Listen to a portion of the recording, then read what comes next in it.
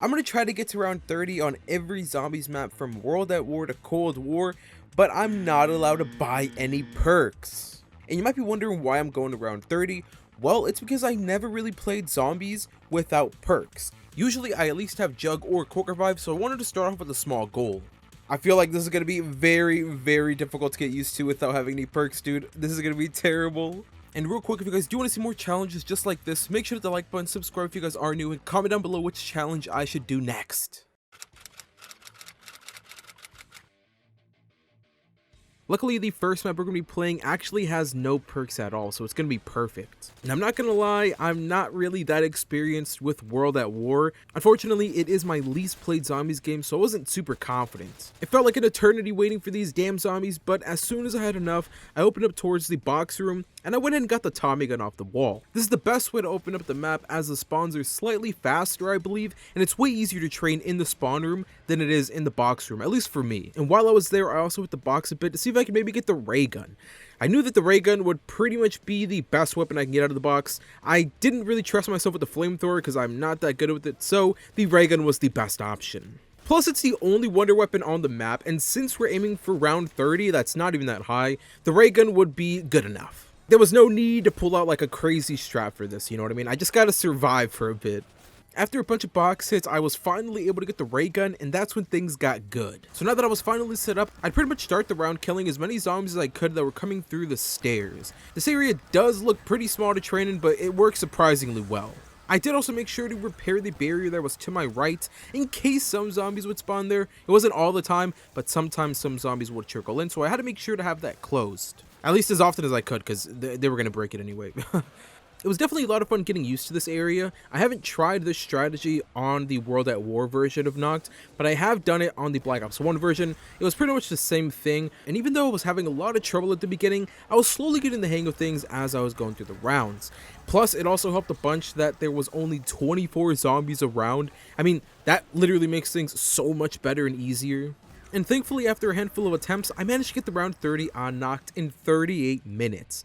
Not the best time, not the worst, but it did take me quite a while to get the ray gun out of the box anyway, so I'll take it.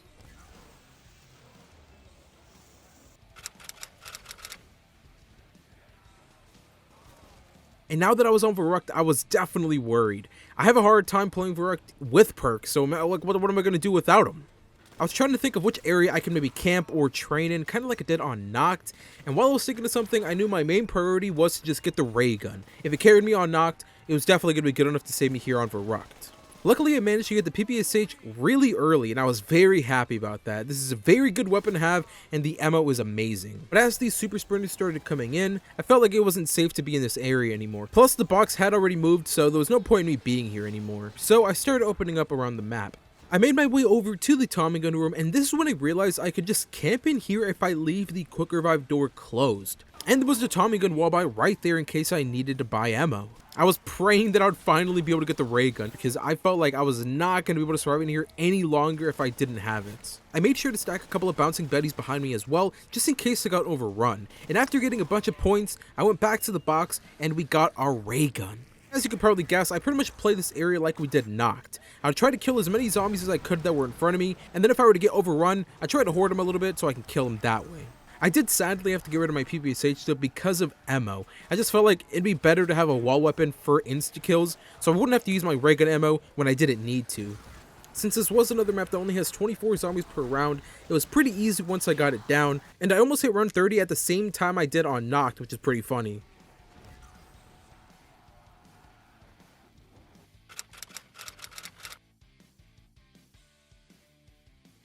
Now I was looking forward to playing the rest of the World at War maps since they were finally going to be having Hellhound rounds. Not only is that going to help me with ammo, but it's pretty much a free round, so it was going to be a bit faster going through the rounds. Plus, Shino also has the Wonder Waff, which is way better than the ray gun if I'm going to be horde killing.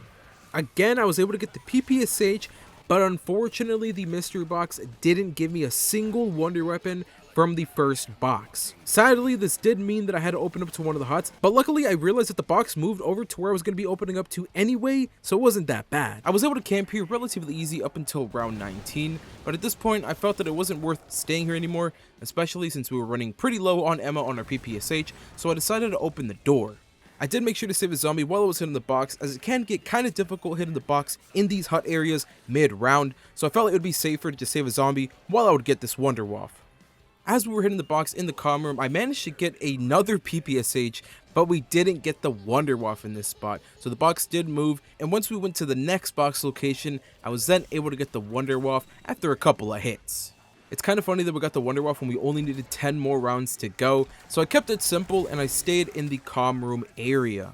This is the area that I always train in, and I'm very used to this spot, so I didn't want to switch it up. I know it could have gone with the Flogger strat, or even the Doctor's Quarter area. I know that's like a better strategy. It's like way faster there, but it's also way harder, so I didn't trust myself to actually go to that area. But on round 25, we had quite the bump on this map. Now, as we all know, the dogs on World at War can sometimes be really hard to kill and just really annoying unless you know how to play World at War. Like I said, I suck at World at War, so I knew that the dogs were going to be kind of hard sometimes if I wasn't ready or prepared for it. So on round 25, it actually got really bad. So I ran out of ammo on everything that I had, so I did have to switch out my PPSH for the Tommy gun to kill the last couple of dogs, and it was kind of rough. I actually thought I was going to die here, dude. Fortunately, my brain started working, and I actually managed to get through the dog round, but this was kind of rough.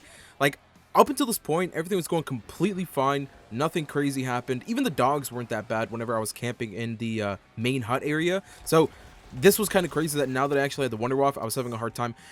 Listen, this was bad.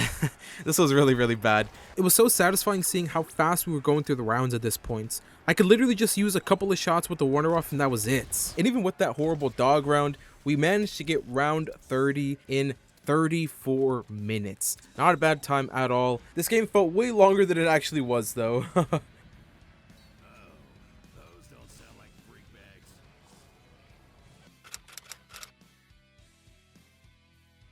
It was now time for the last World at War map, and arguably, this is the most difficult one. I made sure to get a good amount of points early on, and headed towards the box.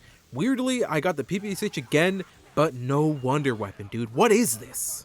It was kind of freaking me out at this point. Like, how do I keep on getting the PPSH? Trust me, I'm not complaining about the PPRNG. As I just said, I normally don't get it whenever I want it, and now that I don't really need it, I always get it. Either way, I was planning on staying in the Tommy gun room the entire time, so I knew if I didn't get a good weapon out of the box, I could easily just get the Tommy gun off the wall. This room has incredibly fast spawns, and I also have a trap at my disposal. And you know, your boy took big advantage of that, since it was going to help a lot with killing the zombies that spawned on the other side. So it made it a bit easier just having to protect myself on the inside, which was only 2 barriers. I made sure to hit the mystery box in between the rounds, and I was able to get the ray gun. I was kind of hoping that I would get the Wonder Waff first, but the ray gun isn't that bad either. Thankfully, the pack-a-punch machine was now a thing, and as soon as I had enough, I linked all the teleporters and pack-a-punched both of my weapons. I'm gonna be honest, it was kind of crazy running this spot with no perks. Whenever the trap was running and killing the zombies, it was completely fine, and I was doing very well actually holding off the zombies at the barriers, but as soon as the trap turned off, it became extremely hectic, especially once I got to about 25-ish, around there. Once the dogs started spawning too, it got really crazy. It was a lot of fun, but it was scary most of the time. After like 20 mini heart attacks though, I finally finished the last round 30 on World at War. Dude, I was pretty hyped. This was the first time that I had ever hit round 30 without any perks on all of these maps. And this was such a great achievement for me. The idea of playing these maps with no perks sounded so crazy at the beginning, but now that I did it, I was so proud of myself. All around though, this was a really fun experience, and I learned quite a lot from these maps too. And at this point, I just felt really comfortable not having any perks. I knew that if I can get through the World at War maps, the maps that I knew I was going to suck at the most, that I would just have a way better time with the later maps. So I was really excited to get into the Black Ops 1 maps.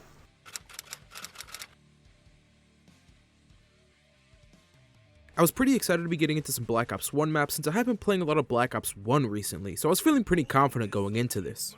Whenever I play Kino, I usually like to wait until a dog round to get the whole map open, and on this game, we had to wait until round 7 for our first dog round, and that's when I decided to go turn the power on, and this is also when I realized that we got the box in the worst possible box location. What the hell is this? What is this room called, by the way? Is this like the boiler room or something?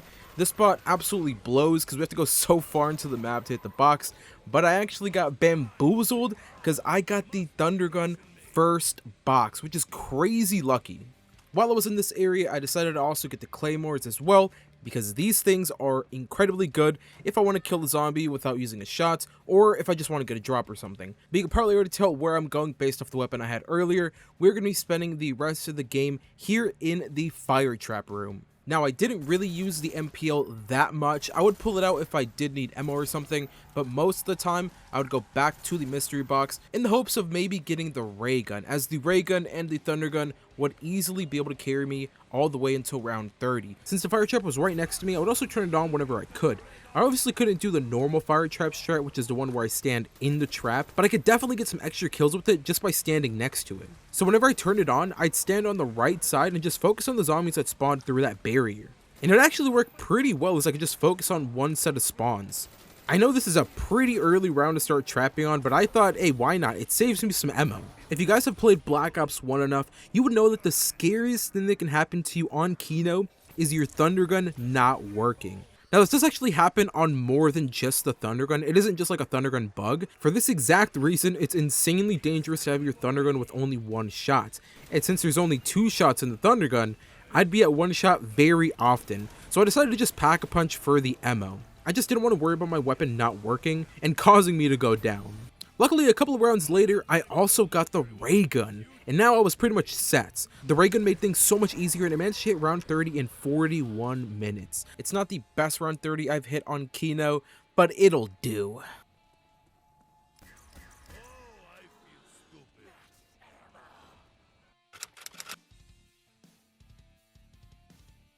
I was very scared when I loaded up 5. It's such a small and narrow map, and it's just like Verrucht, where even with perks, it's a pretty difficult map, so I thought this was going to be insanely difficult. And this is one of those maps where I absolutely need a wonder weapon. Like, if I'm not able to get my hands on one early on, I'd be toast. After sadly taking the homie's life, I couldn't let him suffer anymore. I hit the box, and I got lucky once again with the ray gun. As you can tell already, this is the MVP of the challenge. I've had it on pretty much every map so far. I'm also not the most experienced with strats on 5, so I decided to go with the only one that I knew, which is the DEFCON room. This is the only strat that I know, and it's probably the most dangerous one too. At the beginning, I made sure to keep most of the doors on the floor closed, and I tried to camp as long as I could here where Jug is at. There were a couple of times where I got overrun, and I did have to hoard them up a bit, but for the most part, camping here wasn't the worst. I really wanted to get the Winter's Howl before I started training. The Winter's Howl would make things so much easier in case I got trapped. I also made sure to take advantage of the Pentagon Thief around it, and I got the bonfire stuff from him pretty much every time because I had the ray gun. It just made it super easy to kill him. So I made sure to pack a punch any weapon that I wanted. It was freaking awesome. I mean, pack a punch for 1,000? Dude, come on, it's a steal. Of course, in between rounds, I tried to hit the mystery box as much as I could, and I luckily got the Winter's Howl before it was too late. Whenever I train in this area, I like to kill some of the zombies that trickle in at the beginning, and then after that, once I start getting most of the zombies in, that's when I start training. Usually I find that it makes it easier to get past the zombies that spawn in through the back, since it gives them extra time to get closer. It's those zombies that spawn by the stakeout that always block me. Those are like the most annoying ones to get past you. It's always stressful when you're passing that spot. Luckily, I didn't have too many close calls in this area. Maybe like once or twice a zombie would spawn in front of me, but that was about it. I was genuinely surprised when I started getting the hang of it too. Like, this challenge has been a lot of fun to try. You can't really let yourself get distracted at all. Like, you have to be careful at all times. It really makes you think about what you're going to be doing and how you do it. If anything, most of the times where I would die in this challenge, it would be because I got distracted, or a zombie would just come behind me and quickly combo me.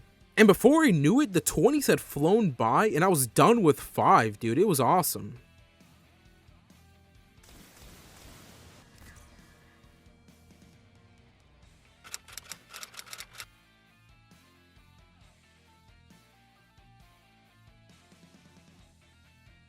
I always have to worry about the damn monkeys landing and taking my perks, and for the first time, I'm going to be playing a game where there are no monkeys. I guess it is a bit of a curse though not having the monkeys, because they are pretty easy to kill and they do provide us with a max ammo, so like they are helpful. Fortunately, we do see the return of the thunder gun, so as long as I were to get that in my hands, I'd be good. After taking advantage of the trap for a bit in the spawn room, I ran over to the power and started hitting the box. I love that the box always spawns in here, and I don't have to worry about it spawning in any other part of the map, like on Kino. The power room has insanely fast spawns, and usually this is the area I'll camp in for the early rounds, but you definitely want to have perks if you're going to stay in here. If anything, you want to at least have speed cola because of the reload speed. Like, that thunder gun takes forever to reload. Sadly, I didn't get anything too useful out of the first mystery box. In fact, I got something really dangerous. Get the freaking dolls. What am I supposed to do with these if I don't have PhD?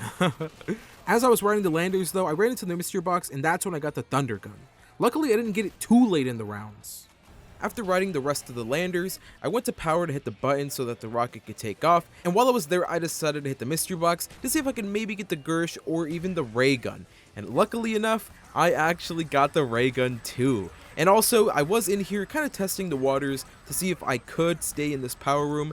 And look at this, ladies and gentlemen. It was kind of crazy. I am so surprised that I did not go down. Bro, it was insane in here. We got a super clutch nuke, and I was able to get out of that situation. But if you're wondering why I was just using the ray gun, it's because I was out of ammo on the thunder gun. And since Pack-a-Punch was now open, I quickly ran over there and Pack-a-Punched my thunder gun. But that was kind of crazy. I could not believe that I didn't get killed in there.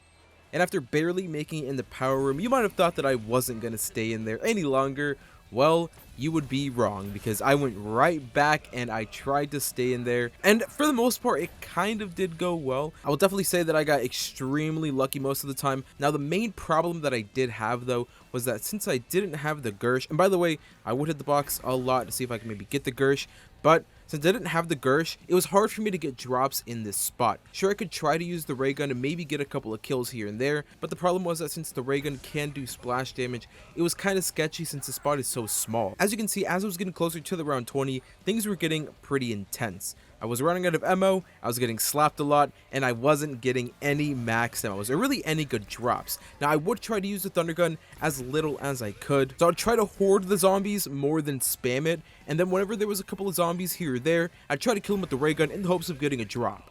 After a bit though, I realized that this spot just was not going to be stable anymore, and I decided to move over to the classic PhD lander spots. It's funny that I went from the most intense area you could be in on this map to now the most chillest area. So for the last 10 rounds, I decided to just play it safe. I was able to stay in the power room for a bit, and I was pretty happy about that, so I'll definitely take this game.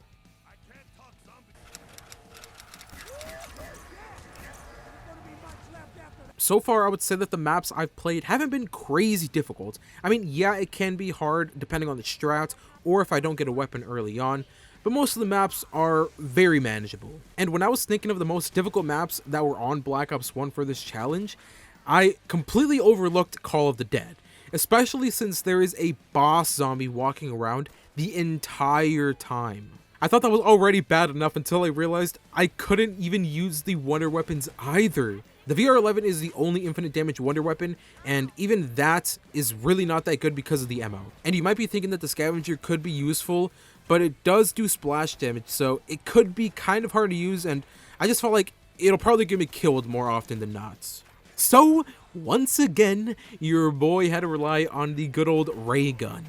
Who needs friends when you have the ray gun, am I right? I was able to get up to the box fairly fast and had the best box RNG of my life. If I was trying to do the Easter egg, I would be the happiest man in the world right now. I not only got the ray gun the first box hit, but I also got the VR-11, bro. What is this? But you know your boy put that VR-11 right back in the box. It just has no ammo, dude. I made sure to only hit the box a little bit though, since I didn't want to move it. Adding fire cells to the drop pool just was not a good idea. I wanted to get as many max ammos and insta-kills as I could. I made sure to run down the stairs as fast as I could so George wouldn't come up the stairs when I was trying to go down. And this is where I'm going to be training. I used to do this strategy a lot back in the day when I first started playing Call of the Dead, and I figured it'd be good so I wouldn't hit George. The plan was to split George and the zombies. If I were fast enough, I could get the zombies to go on one side and then George would stay on the other. So to just make killing the zombies a lot easier when they were coming down the stairs. I'm not gonna lie, it was kinda hard not to shoot George. It was hard not to let my intrusive thoughts win. And he would sometimes get super close to the zombies, so I had to be on my toes at all times. Also, since I was running this strat, I wasn't able to open the door to the back of the lighthouse, so I had to wait for the Pack-a-Punch to move to another location. Once I noticed that it did move though, I took the opportunity to Pack-a-Punch my weapons. By the time I got to the mid-20s, I was cruising, dude. The drops were helping me so much this time, it was awesome. Plus, there were times where I had to train a little bit extra down here because George was in the way all the time. And the water is kind of far from this area, so if I were to hit him, it'd be kind of hard to get him calmed down. And as soon as I was running down these stairs, I actually got him angry, and my heart sunk. I got extremely lucky in this situation, and the first zombie that I killed had an insta-kill. And that was a perfect way out. So I used that insta-kill to get through the zombie so I can actually go back to the water. And I decided to just go to the spawn location. I was going to go over to the AK-74U spot, but sometimes that building can get a little bit crazy. So I thought I'd play it safe, so I went straight to the spawn room. And I luckily got him calmed down. This was the scariest moment of the challenge. I literally could not believe I got an insta-kill at the perfect time. Anyway, I hit round 30 in only 58 minutes. A sub-hour, dude. Let's go. I'm just happy I got it under an hour, because an hour for round 30 sounds crazy. And you might also be wondering why I didn't just do the classic AK-74U strat, and that's because it was really hard. I did try it, but George was in the way way more often, so he would make it so much more difficult, and I'd pretty much hit him almost every round, so he was super annoying. I'm so happy that I finally got it.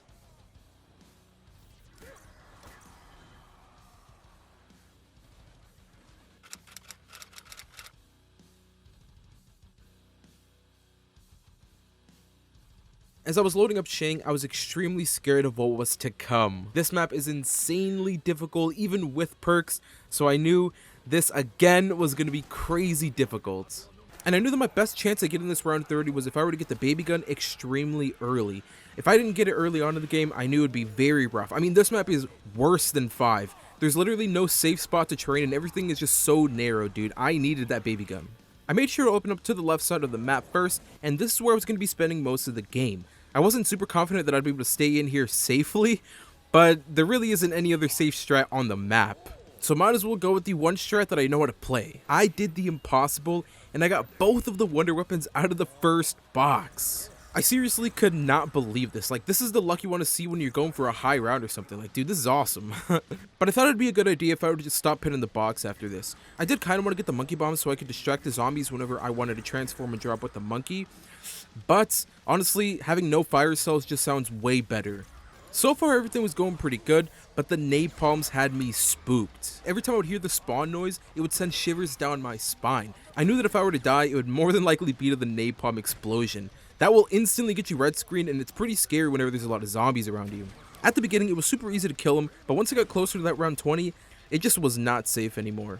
Once it started getting more difficult, I would try to shoot him with the baby gun first and then shoot him with the ray gun, but sometimes it was hard because of the amount of zombies in here. Now, the good thing about the napalm was that it also kills zombies with the fire that he leaves, and that is really good if you can get it at the beginning of the tunnel. Like, it's actually so satisfying just sitting there watching the zombies get destroyed by the fire. It gives you a little bit of a break from the zombies on that left side. Later on though, I decided to open up the door on round 20. The zombies were just too much, so I thought maybe opening the door would make it easier. I did try hoarding the zombies like you would whenever you're doing the Semtex strategy. It just did not really work well. It was just too early in the rounds. But I didn't know, dude. I just opened it because I thought it would be easier, and honestly, it really wasn't. It was about the same. Not gonna lie, I did kind of regret opening the door after this, but I mean, hey, it's too late. I didn't even really try the actual Semtex strategy. I didn't try killing the horde with the Semtexes. I mainly just wanted to walk over the zombies. It was kind of hard to do the Semtex strat. The zombies still spawned kind of slow, so there was always going to be a couple of zombies waiting for me anywhere I went. So it just wasn't really safe to try to hoard them and then kill them. I tried to just use the baby gun as much as I could whenever I really needed to, and then just walked over the zombies.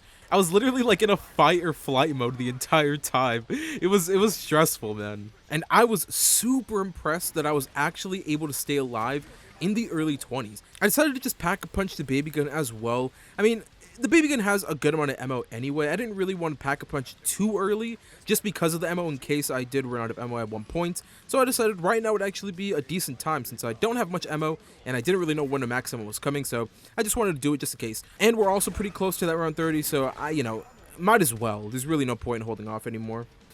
At this point, I didn't even know what was going on, dude. I was doing some weird type of horde killing. This was like the most unorganized zombie killing I've ever been a part of. There were a lot of close calls, specifically just with the napalm though. If a napalm didn't spawn on a round or anything, it would go pretty smooth, but whenever that napalm came by, it was just always super scary. And by the end of this, I was extremely impressed with the game. Like the whole time, it was super sketchy, I was sweating bullets, and by the way, this did take me a lot of attempts. What you're watching for all these games is the attempt that I actually made it on, but up until this point, everyone took about 5 or 6 tries before I actually got the round 30. But I'm telling you right now, Shangri-La took the most attempts by far. I really thought that this was not going to be possible. I thought I just was not going to be able to get close to this round 30.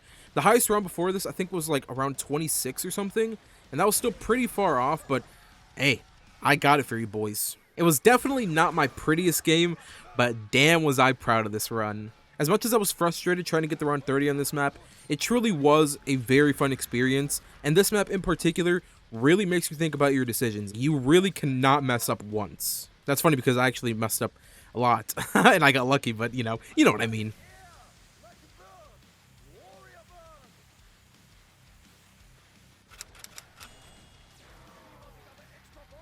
Now onto the final Black Ops 1 map, and I was pretty excited to finally be able to play a fun map, especially after the nightmare that was Shang. I felt like it wasn't necessary to stay too long in No Man's Land, so I just got a good amount of points and I went to the moon.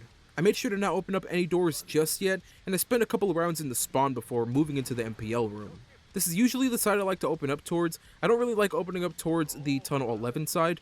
This side is just much easier because the MPL is here, and you can easily get a bunch of points. Once I had about 8,000 points, I turned the power on and slowly moved my way towards the mystery box. I needed to get a couple of things out the box. Obviously, we do want the wave gun, but I also wanted to get the Gersh. Since the zombies you kill with the wave gun don't give you any drops, I needed the Gersh so that I could actually get drops. And the beautiful thing about Moon is the hacker. You could use this to just transform any drop into a max ammo. It is so overpowered. So as long as I got a drop, I could pretty much have infinite ammo if I were to play my cards right.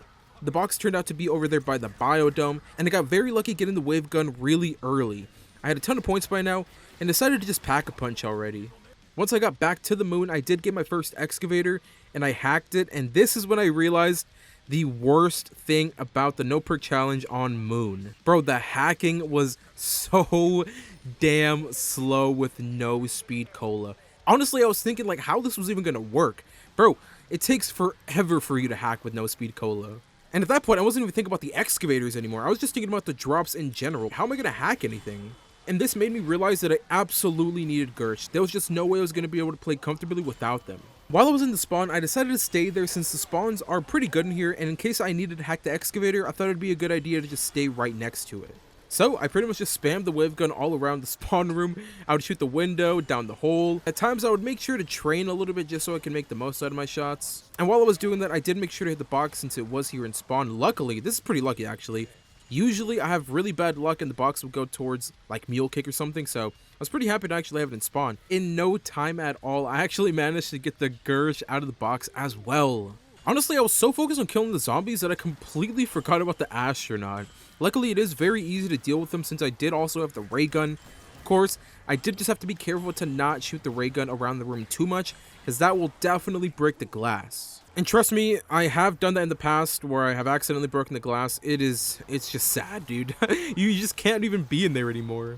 And dude, if you try to hack an excavator while that glass is broken, it's almost impossible, especially without speed cola or anything.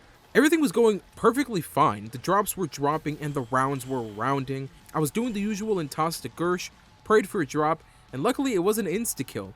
I ran over to it as soon as I could, and what do you know, dude? I was like a single pixel off.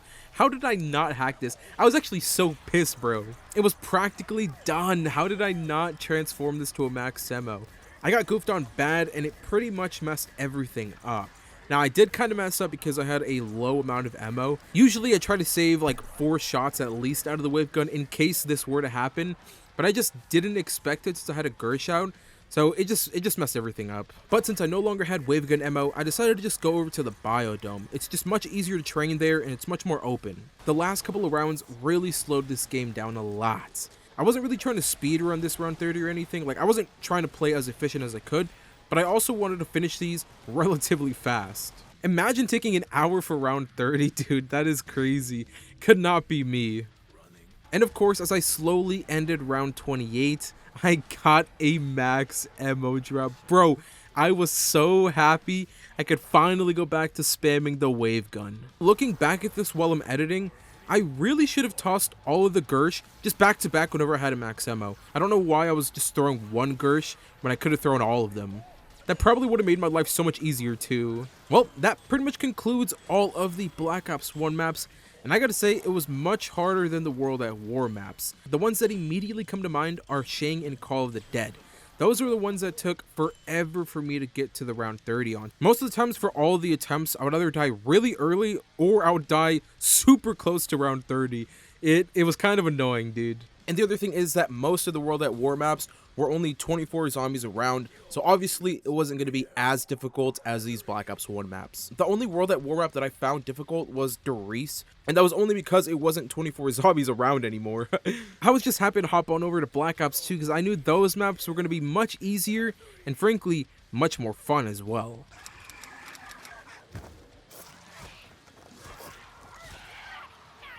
Arguably, Black Ops 2 has the best wonder weapons in all of zombies. Well, I guess almost all the maps, because here on Transit, I am not going to be building the jet gun. Screw that, dude. It's just not worth it. Trying to use the jet gun with no perks sounds insane. So, the next best thing to get is the Ray Gun Mark II. It is just miles better than the normal ray gun, and the best part is it doesn't do any splash damage. By the way, a quick little rule for all the Black Ops 2 maps, I'm not going to be using the bank at all. It's much more fun to just earn the points organically. After opening the door by using the turbine, I bolted towards the diner. I went ahead and spent a couple of rounds in here while I was hitting the box, and of course, I had terrible luck. I didn't get diddly squat out of this box, man. It sucked. I definitely wanted to use the bus as well because I was not going to be running towards that pool of lava. Usually, without perks, I always die on that, and especially since I didn't have the Mark II or anything to boost jump, I was just not going to make it past that pool of lava, so I knew for sure I needed to ride the bus. Honestly, while I was riding the bus, I thought the box moved inside of town. I thought it was where Quick Revive is on town, or I guess the survival map. I thought it was there, so I got off before passing town and I ran through. Turned out, the box was not there, so I decided to just get the Bowie knife as well, while I was already over here. Usually I do like to get the Bowie knife anyway, because of the damn denizens, it just makes it easier to take care of them. But once I got to the power station, luckily the box blessed me and I got the Mark II.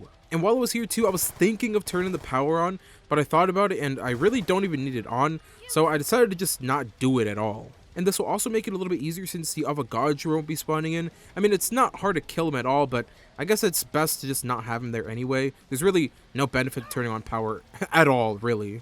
I made my way over to the farm area, and this is where I'll be staying the rest of the game. I made sure not to open the door though, because that will kind of ruin this area. Usually what you want to do is just train in front of the door. It's pretty good, and luckily no denizens bother you here. As long as you stay within a certain area, no denizens will get on your head, which is perfect. I could pretty much just spam the Mark II here the entire time. The drops are crazy. I'd pretty much be getting insta-kills, max ammos back to back. The fun was quickly killed though when Ted arrived. This little booger parks right in the middle of where you're supposed to train. There's really nothing you could do about it too. He's just always going to stop here every once in a while. The good thing though is that he doesn't completely ruin this area. It is a lot harder once he's here, but you could still kill the zombies relatively easily. Personally, I like to decide based off of my ammo. If I have a little bit of ammo, usually what I like to do is train in the front of the bus, but if I have a lot of ammo, I'll just camp.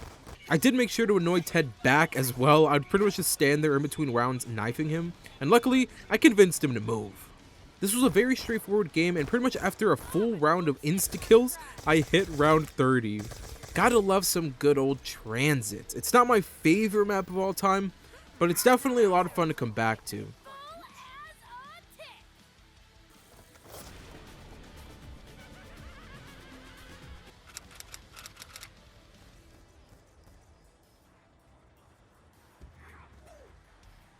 Just like with Transit, the Ray Gun Mark II is the best weapon to have on Nuketown. I have had a pretty bad track record when I was trying to get my round 50 on this map, and I knew this was going to be so difficult. The box was in the back of greenhouse, which was great since that's where I was going to be going anyway, and I managed to get the monkey bombs, and then a little bit later I got the ray gun as well. Now I was considering putting the ray gun back in the box to try to get the Mark II, but I thought I might as well just keep the ray gun, and then if I needed to, maybe later on I would try to go for the Mark II, but I just really didn't want to move the box to get fire cells. Again, pretty much just like with Shangri-La, I wanted to stay away from fire cells. And if you're wondering why I don't want to get fire cells, it's because if I get fire cells, that adds another drop to the drop pool. So I won't be getting as many max ammos, insta-kills, or nukes, which is what I really want. And in the long run, this helps a lot. Plus, fire cells are pretty useless once I already have the weapons I want.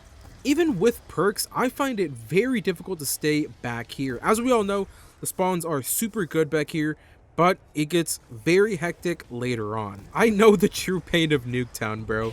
When I was doing my round 50, I actually got to round 49 twice. It sucked so much. It took me just way too long to get round 50 on this map for the first time. Out of nowhere too, we got Pack-a-Punch to drop back here, and I decided to just not open up any more doors. There wasn't a reason for me to go to any other part of the map anymore. I had everything I needed here. During the lower rounds, I focused on spamming the ray gun as much as I could. It really wasn't necessary for me to start training yet, since the ray gun was one-shotting all the zombies. As I started getting closer to the 20s though, that changed.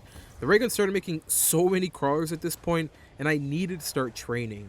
Nuketown is not one of those maps I come back to often, and it was pretty sketchy getting back into the rhythm of training. Pretty much after I got the round 50, I didn't come back to this map, dude. There's no point. I pretty much beat it in my eyes. This was pretty much the Shangri-La of Black Ops 2. It took me so many attempts to get this run. And the worst part too is that I never got the Mark II on any of my attempts. I'm not exaggerating here, but I think it took me a good 10 or 12 attempts to beat this map, and none of them gave me the Mark II. I did play each game differently, and I would spam the box literally as much as I could, and most of the time I would die hitting the box. So dude, I just was not getting lucky at all. I kept on getting the ray gun, just the normal ray gun. And there were some games where I tried to reject the ray gun. I'd pick it up out of the box and then just switch it out for another weapon, and I would get the ray gun right back. It was written in the stars that I had to beat this map with the regular ray gun. Anyway, at this point I needed to beat this map or I would have lost my mind. Again, the drops were carrying me just like on transit, so I was having a decent time. This was just a nightmare though, dude. This was the most stressful 47 minutes of my life. I was truly thinking that I would never see the round 30 on this map. Thankfully though, we managed to get it, and I'm very proud that I did. This was so annoying. I'm just glad I'm past it. If you guys haven't played these maps without perks, I honestly highly suggest it. It is super difficult, and trust me, pretty aggravating at times, but when you get that round that you want, it is so satisfying, man. Like, this is really, really fun. I definitely recommend you guys at least give it a try on some maps. I definitely understand if you guys don't want to try this on Nuketown or Shangri-La or stuff like that, like the harder maps, but it's definitely fun on maps like Transit, Kino, stuff like that. It's definitely fun.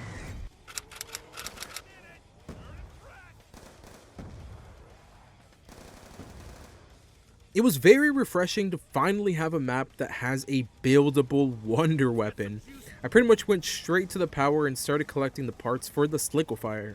This is really all you need on this map, and once I had it built, I ran over to the upside down room to test my luck for the funnies. I mean, hey, you never know, maybe I can get the monkeys, and those could definitely be helpful. Plus, I didn't have to worry about moving the box. I know I keep on talking about that, but on Die Rise, you actually don't get any fire cells at all, even if you move the box, so there really isn't a downside to trying to hit the box, just for, you know, the monkeys or something. Since Nuketown was an absolute nightmare, I decided to take it a little bit easier on Die Rise, so I went ahead and did the elevator shaft strat.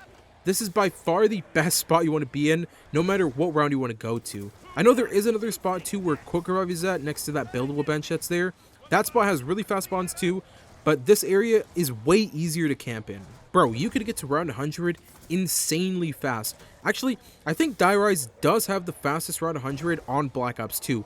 It's crazy, man. You pretty much just want to stand in this spot here, using the Sliquifier as often as you want. You don't really want to spam the Sliquifier too much, since it does chain its damage. You kind of just want to let it do its thing in there, but as the zombies are spawning, they're just going to die. It's crazy that a strat could be so good that it looks like you're cheating. But I promise you, everybody uses this strategy. As you can probably tell already, the drops are sometimes right next to the zombies, and it's sometimes really, really hard to get the drops. Most of the time, I've died in this area trying to get the drops, especially with the silica because you'll slip a little bit. So if you jump on that ledge, you're more than likely gonna just slip all the way past, and that's when it gets hard because you can't really walk or run away. You're just slipping at that point. And in the middle of all those zombies, you're guaranteed to take a lot of damage. If you don't go down, you're gonna at least get red screened. So that's the trade-off of this area. It's very easy if you can conserve your ammo and just wait for the jumping jacks around, which for round 30 is very simple to do. You don't really need the max ammo drops or anything. But if you are going for a higher round, it can definitely get tough towards like 80 or 90 around there. That's when it starts getting a little bit difficult with ammo, and you're definitely going to want to pick up those drops. But it's kind of hard, like it's very dangerous. I'm sure that if you're good enough at this strat and you practice it enough, you can kind of control where the drops are at. I imagine there's probably a way to do that, but I've never gotten that good at this strat, so I don't really know how to do that.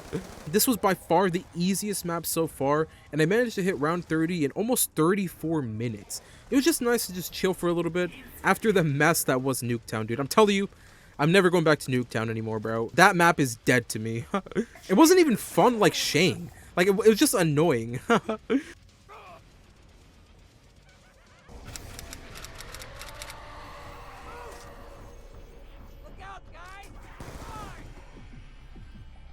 Now we're moving on to one of my favorite zombies maps of all time. And since there is quite a lot to do, I wanted to start off by getting the House Retriever first. Usually I find it pretty difficult to feed the dogs without any perks, so I knew that I had to get that done as fast as I could. And as I was feeding the dogs, I slowly worked on getting the plane parts, and whenever I could, I would also get the shield parts as well. Once I finished feeding both the dogs in the prison, I went down to the docks where I fed the final dog. And while I was there, I managed to get myself the ray gun and all the shield parts. Now that I had the retriever in my hands, I wanted to test the room I'm going to be camping in for the rest of the game. I just wanted to see how it would go with the setup I had. And you've probably already noticed by now, but I don't really want to spend too much time hitting the mystery box. Usually, it's pretty dangerous doing that while dealing with the zombies, and especially with no perks. I just felt like as long as I had a wonder weapon, or I guess a decent enough weapon, I didn't really want to stay near the box spawns that long. Which is why most of the time I don't have the optimal setup for certain strategies. I just don't really want to deal with it that much. Plus, round 30 isn't that long. Pretty much any weapon can get you to round 30 if you really try. I stayed in here for a bit and it went surprisingly well. And a couple of rounds after, I decided to just go to the bridge already. Originally, I was only planning on pack-a-punching my weapons. I didn't really feel it was necessary for me to get the Hell's Redeemer, but I decided if I'm going to be going to the bridge, I might as well just get the Redeemer too. Of course, I did have to play a full round only using the Retriever, and once I heard the confirmation noise, I teleported back to the prison, threw it in the lava, and after going through a round, I had my Redeemer. At this point, I wasn't really interested in getting anything else for the setup. Part of me did want to do the side Easter egg to get the free Blundergat, but I felt like since I was already down here, I might as well just stay here. We only have 10 rounds left. There's really no need for me to get the other wonder weapon. It would have definitely helped a little bit, but I was happy with my setup. I was very happy that the ray gun was keeping up though. It was not a walk in the park, but in combination with the Redeemer, it was pretty nice. Usually you do want to have the Mark II so we can kill multiple zombies in one shot, but actually the ray gun was not that bad either. And if there was a drop that was just out of reach, it was so awesome being able to retrieve it from a distance. Get it? Retriever? Dude, what am I doing?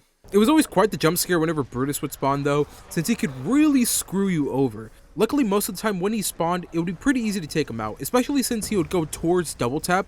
It would save me a little bit of time to take care of the zombies and then deal with him. Or sometimes I would just kill him before he would even be able to do anything. As we were getting closer to our goal, it became very clear that I was just getting lucky at this point. The ray gun would barely buy me time to get a drop or something, and the drop would be what would save me more than the ray gun. And for the first time this video, I actually took a down. I was overrun and there really wasn't much I could do. I wasn't able to get this stupid nuke on time. It was right there. It sucked that my Redeemer wasn't ready yet, so I couldn't throw it. And I tried to get it, but I just got blocked. There was no way I could have got it. I did feel a little bit dirty though after this. It kind of felt like I was cheating. But in fairness, Afterlife isn't really a perk. Like, I didn't have any perks, to be fair. So I thought it was okay if I were to continue this game. I knew what was going to happen eventually, though. I'd be surprised if I wouldn't have gone down. I gotta say, this strat is a 10 out of 10. I definitely recommend you guys try this if you guys play Mob of the Dead. It makes the map so much more fun. This is way better than the cafeteria strat this early especially, so I definitely recommend you guys try this. Trust me, this is a way safer strat if you have the Mark II and the Acid Gat. The Acid Gat helps a lot with just distracting the zombies, and the Mark II is just super good since it goes through multiple zombies, making it easier to kill them.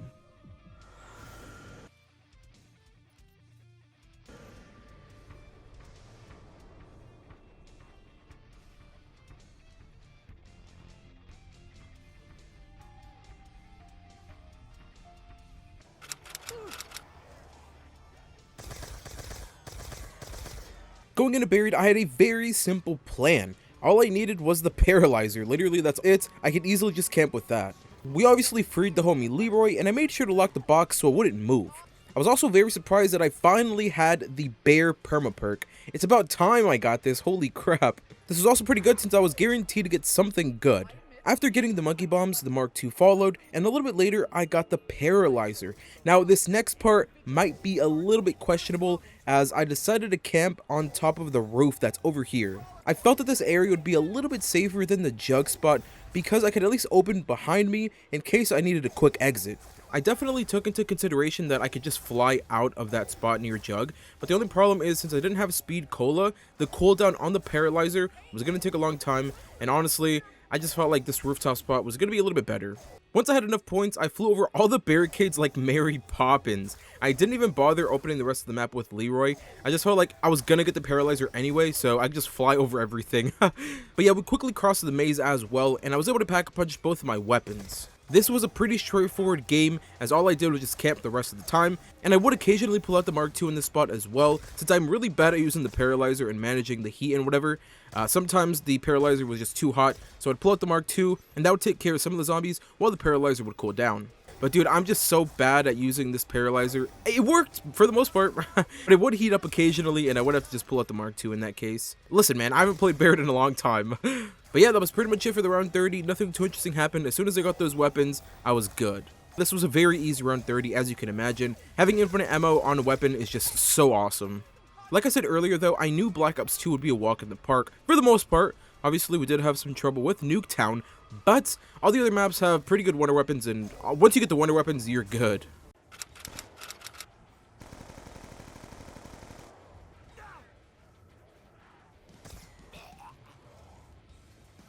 And very similarly to Buried, my plan for Origins was to build and upgrade the ice staff, and once more, I performed the dark art of camping.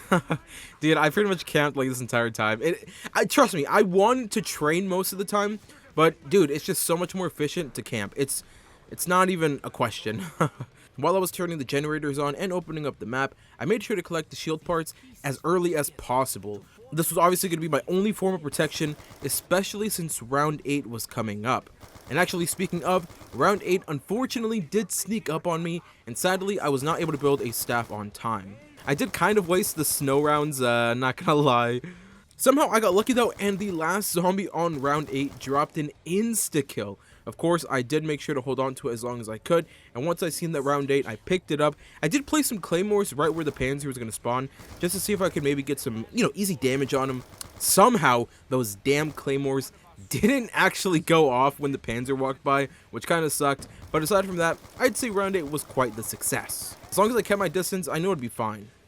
After a minute, I got all the generators on, and I pack-a-punched my Mauser. And once I got another snow round, I made sure to save a zombie to find all the ice staff parts. I didn't want this to take any longer than it needed to, so I needed to make sure to save a zombie. After I built the ice staff and started working on the upgrade, I realized that the Boom Hilda was not going to be able to help me with the tombstone part. This really sucked. I completely forgot about this. I decided to just get the MP40 anyway. I mean, I had to. There was no choice. And the worst part about this too is that the next step after the tombstone is getting kills in the crazy place, and I had to pack a punch to MP40.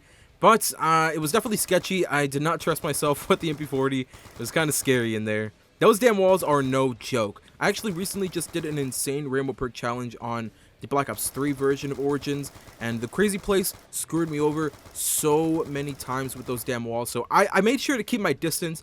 I did not want to get close to those stupid walls, so I stayed over by the teleporters while I was getting the souls. But yeah, if you guys haven't checked out that insane Rainbow Perk challenge I did a little bit ago, make sure to check it out. It's going to be linked down below in the pinned comments. And now that I had my upgraded ice staff, it was time to think of which area to camp in. Usually I like to camp next to Gen 2 where the tank passes by. Over in like that no man's land area, that spot has really fast spawns. It's crazy. The only bad thing about that spot is the Panzer. The Panzer, if he spawns, he'll spawn right next to you. So I just didn't want to risk it going there. I decided to just go over to the fire tunnel. Down here, as long as I had one of those ice NATOs already running, the Panzer would die when he was running into it. So as long as I stayed a little bit back, he would die to the ice NATO. I didn't have to worry too much about it. But just in case, I did make sure to also have my revive stick out whenever he was coming down. If you guys didn't know, the revive stick that comes with the upgraded ice staff, this little like weird looking stick thing, not only does it revive your friend if they go down really fast, but it also one-shots the Panzer. The only thing is that it kind of shoots weird.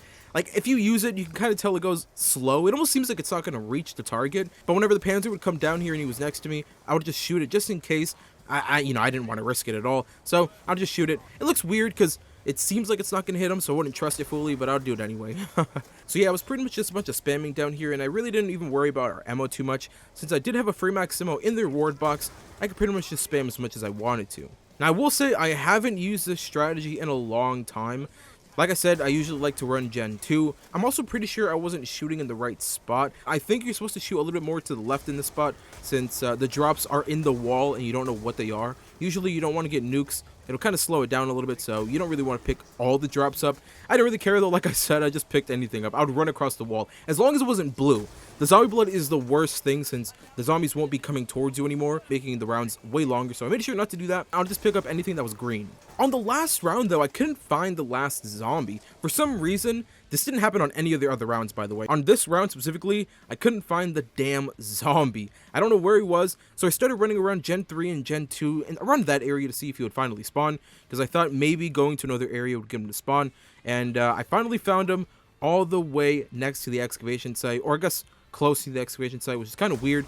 But anyway, we got to round 30. It did take a long time.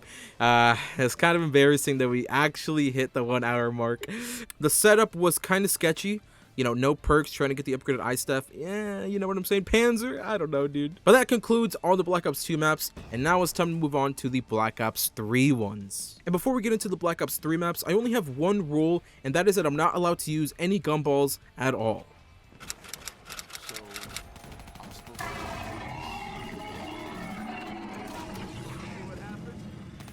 By the way, if I do sound a little bit weird, it's because I feel like I am getting a bit of a cold right now, so if I do sound a little bit different, like my voice might sound raspy, I do apologize. I'm feeling a little bit under the weather right now. But as soon as I loaded onto Shadows, I shot the Shadow Man for a little boost in the rounds, and just kidding, I actually didn't do that.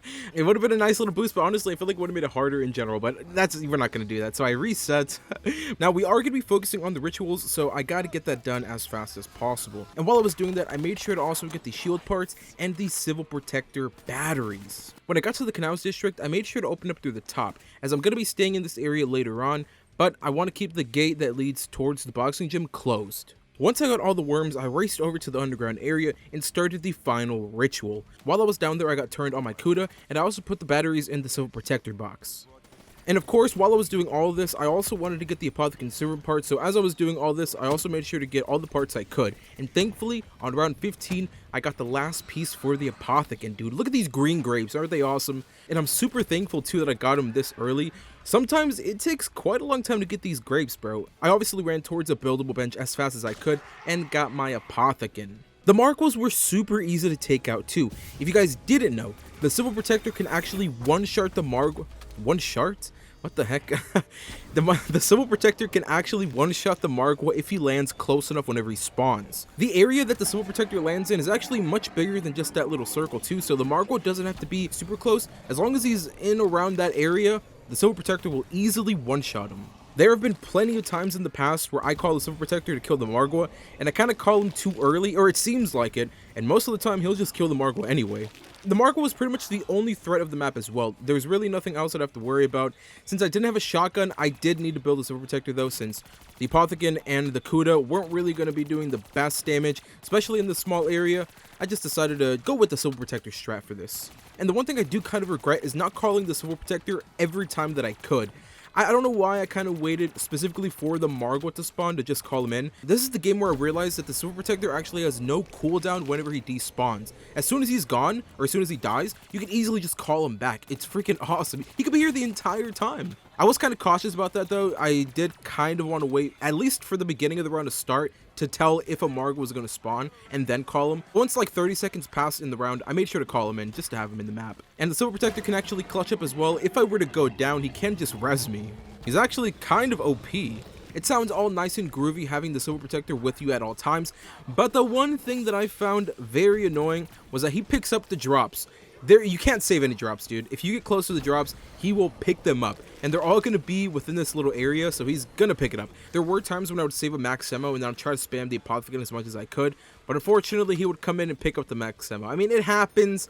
He helped me a lot with the Margwa, so I guess, you know, I'll let him pass this time. I had such a mean setup at this point too. I had my turn zombie going, we had the Silver Protector, me shooting the zombies. It felt like I was playing a 3-player game. And by the way, if at any point I do stop the timer a little bit late, I do manually stop it most of the time. So if I'm like in an intense moment and then the round flips, I'm a little bit delayed when I'm stopping the timer, especially now because Black Ops 3, it immediately flips to round 30.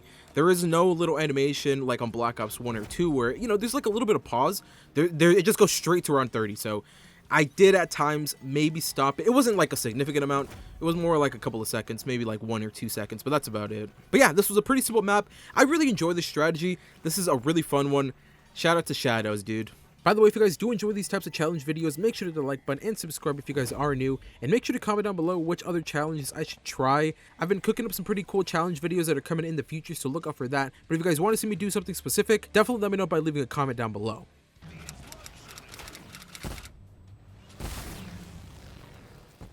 And now we're moving on to my favorite Black Ops 3 map, and I was looking forward to it. As we all know, the lightning bow is such a good weapon to use for camping, so I needed to get my hands on it as soon as I could. I of course focused on feeding the dragons, and before I knew it, I had my hands on the normal bow. And I have had a lot of practice with this map, so I know this upgrade like the back of my hand, so I was able to get it done very easily. Now I did take my time in certain spots, just in case, because these Black Ops 3 zombies have no chill. They will slap the shit out of you. After I finished the upgrade process, the lightning bow was now mine, and I also went ahead and pack-a-punched the KN, and of course I put turned on it. You're probably going to notice that I'm going to be putting turned on all of my weapons, as it is the best alternate ammo type, especially in situations like this, because I'm not really going to be training, so there's no need in dead wire or blast furnace. I guess fireworks could work as well, but I feel like turned can actually help you kill the zombies as they're spawning. And it's funny thinking about it as well, because I used to hate running turned on my weapon. I used to always run dead wire, blast furnace, literally anything but turned. But like I said, I guess it depends what you do. Usually I like training, so I'd run dead wire or blast furnace as opposed to turned. Anyway, I was pretty much set up at this point, so I started camping near the KRM wall buy. And I'm pretty much going to be playing this like I did Shadows. I mean, Shadows I did move a little bit more, but this time we're going to shoot the bow, turn a zombie, easy claps. Unfortunately though, this time we actually have to deal with the boss zombie, and the Panzer is one damn annoying boss zombie. And especially now that I have no perks, it's scary to deal with him. I've died many times to this Panzer, and I did not want to die to him this time. It's just those shock charges though. Those things, if you get hit by one, bro, they're gonna come back to back to back until you're gone. Now, I know that the bow can kind of neutralize him a little bit, but I didn't want to risk it. I made sure to run a little bit ahead, and then I shot, got him caught in the tornado, and then I would slowly start shooting the bow at him while he was coming at me. It only takes a couple of extra bow shots, nothing too crazy. I just had to make sure to be ready when he was on the map. And I was considering running a shotgun like the KRM that's right next to me, or even like a Brecci or something, but getting close to the Panzer, it's just not a good idea. I'd rather just snipe him from afar. I gotta say, this wasn't as fun as the Shadow strat, since there isn't much going on. I mean, I'm just sitting here the entire time, but the setup was fun, and I always love upgrading the bow. Honestly, sometimes I'll just load into the Horizon Drac, build and upgrade all the bows, and I'll just quit. Like, it's actually so much fun doing that. And yeah, that's pretty much it for Horizon Drac.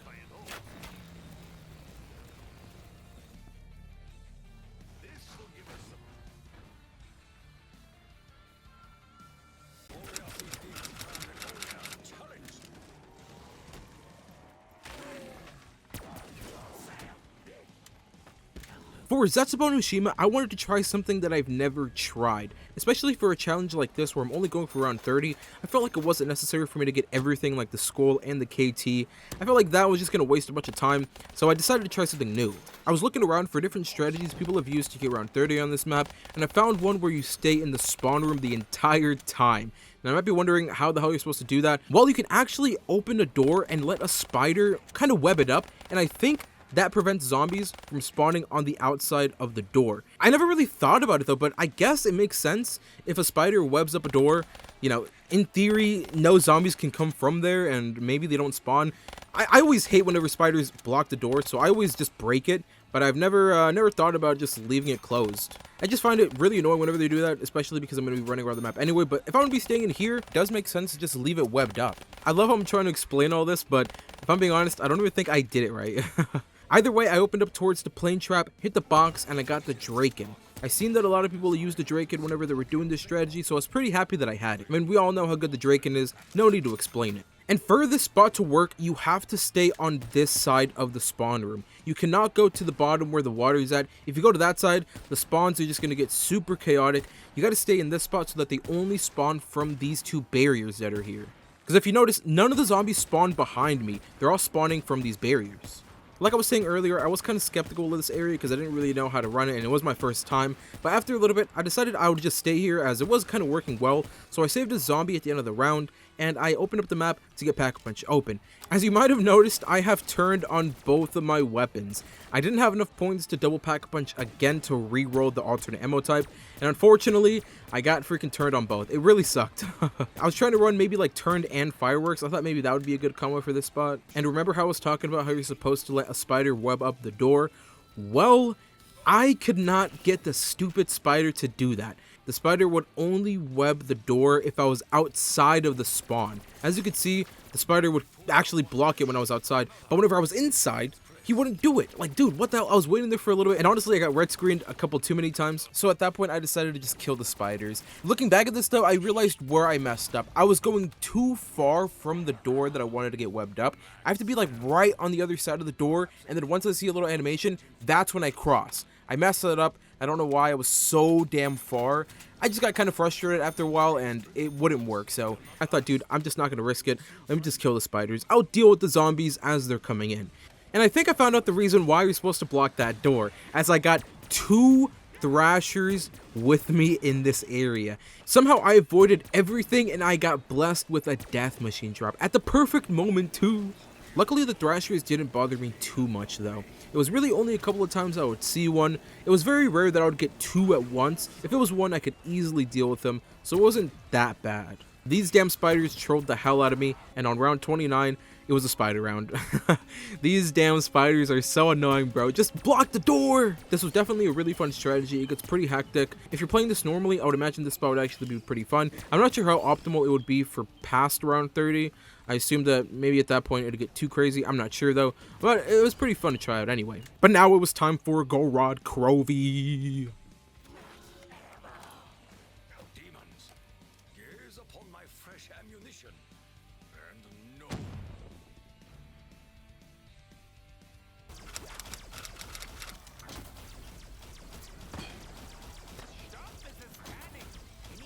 My main priority for this map was to just get the Mark III. That's all you need.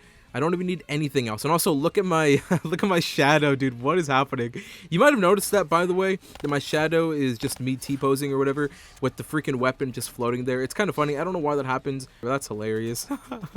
While I was moving around the map as well, I made sure to pick up the shield parts. There was a little bit of trolling going on as well because I got the ray gun, which I gladly denied. I put this thing right in the box. I'm not going to be using this. Hell no. And I got blessed with the PPSH. It was really nice to get it back in my hands as well. Unfortunately, it's not as good as the World at War version, and it sucks that I don't really get it very often on Black Ops 3. Whether it's the Chronicles maps with the World at War remasters or this map here, I don't really see it that often, so it's nice that I actually got it this time. It's funny that the ray gun luck is still going on here on Black Ops 3 too. While I was working on doing all the module pod thingamajiggies, I finally got the Mark IIIs. This weapon is so sick, dude. I love it. Once I placed the modules in the underground area, I called the dragon and look at my character again. Dude, I'm just stiff as a board. And looking closer at it, I don't know if I like where that shield is at. What is going on here, dude? Once I returned to the main map, I made my way to the infirmary, and this is where I decided to camp for this game. I really don't know why I didn't just go down to the bottom where the shield is at, because looking back at it, I should have for sure. Either way, this area is pretty good anyway, and it's not too bad. Luckily, there is an escape route as well if I were to get stuck. I can just open up behind me. I did have to make sure to be ready for the manglers though. One of his blasts immediately gets you red screen, and there were a couple of times where I thought it was actually over, and especially because that blast, it looks like it's not going to hit you, but it'll hit you. I tried to hide from it and it still hit me. How is this even fair? The man's got aimbot. Everything was going perfectly fine until I was running into some ammo issues, and at that point I decided to just go down to the underground area where the shield is at, and I took advantage of the trap. It really sucks that I was super low on ammo towards the end of the challenge. I was doing pretty good. I wasn't even spamming the gun that much where I was at. One massive mistake that I made this game was not double pack-a-punching my PPSH. I really don't know why that was the case for this game. I think I was just so confident that the Mark III was going to carry me the entire time that I didn't think I needed something else. I definitely should have got at least turned or something. Literally any alternate ammo type would have been good. That definitely would have made life a lot easier in the case I were to run out of them, which did happen in this game, so that was one massive mistake I did make. I think my brain was just turning to mush at this point. And also, I was playing all these maps back to back, so I don't know. It just kind of slipped my mind, really. But I'm glad that I didn't die. I at least made it to the round 30, and now we're on to the final Black Ops 3 map.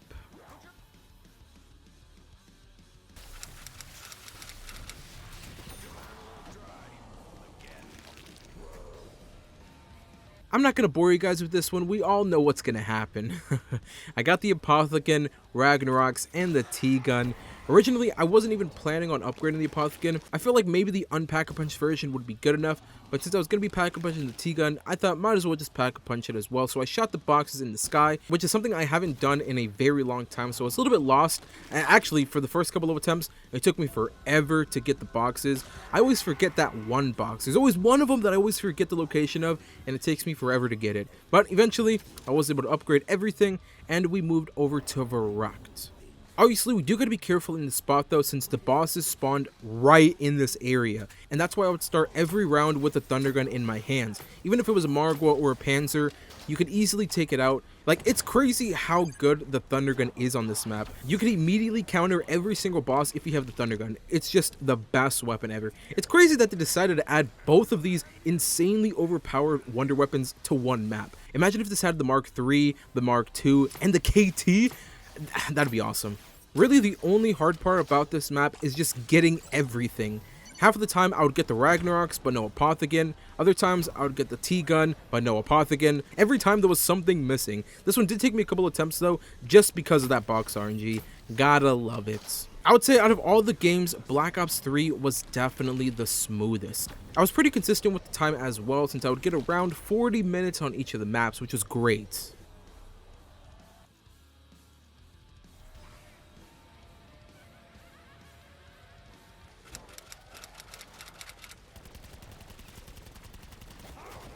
It's now time for some Black Ops 4, and I'm not gonna lie, I am not really that good at Black Ops 4 in terms of going through the rounds.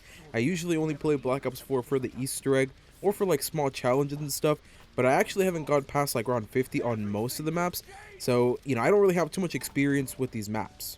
While I was doing some research though, I learned that the Death Machine was necessary to have because of its level 3 ability. It's literally just the nuke drop, but you can activate it every time you activate the Specialist. And of course, you also have to have the Hellfires. These things are easily the best equipment in the game. It was so weird that I no longer had to worry about going down. We pretty much start off with both Jug and technically Quick Revive since we have those self-reses. At first, I was thinking of getting the Retriever, so I moved over to New Industries. I quickly realized how dumb that would be, since on Black Ops 4, you can't have two different equipment at the same time, so if I were to get the Retriever, the Hellfires were going to be gone. Honestly, I was just going to get the Retriever just for fun though. I was really only going to go for it just to do something while I'm going through the rounds, if I'm being honest. While I was getting everything ready though, I was thinking of which area I could play in, and whenever I got to the rooftop to Pack-a-Punch, I felt that this spot could maybe be decent. It was nice and open, and the zombies spawned from all over the place, so I thought it'd be easy to just spam my Specialist, the Hellfires, and everything I had, so I kind of stayed in here for a little bit. This did kind of work for a couple of rounds, but after a while, it got pretty intense and I felt like it just was not a good idea to stay there anymore. Once I finished fully pack-a-punching both of my weapons for that max damage, I decided to just leave and I went towards New Industries once more where that first dog was, and I decided to use that monkey bomb trap. This trap is absolutely amazing as it actually distracts the zombies, so I could just sit there watching the trap do all the work. This has to be the best trap of all time. And now that I think about it, isn't this the only trap that actually distracts zombies as well as killing them at the same time? I can't really think of any trap off the top of my head that does this. Usually the traps are, they're kind of like on their own. You have to do the work and take the zombies towards the trap to kill them. But I think this is the only one where it does everything for you, right? Let me know down below in the comments if you guys think of any other trap, but I actually can't think of any right now.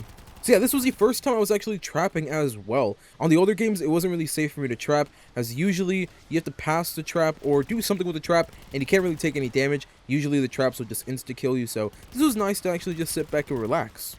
It didn't take long for me to get into the rhythm of things. I'd pretty much turn the trap on, let it do its thing. When the trap would go off, I'd pop up my specialist, use my hellfires, and then when the trap came back, I'd buy the trap again, rinse and repeat. Pretty simple. I'd say this is a pretty great way to start Black Ops 4, and yes, most of the maps are going to be like this where I just cycle specialist and my equipment, so get ready for that.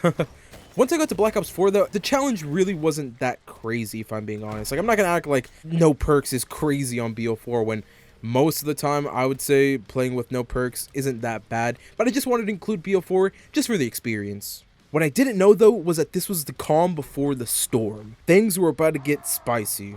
Well, it's time to take a break from the Aether crew, and it's time to move on to some chaos maps.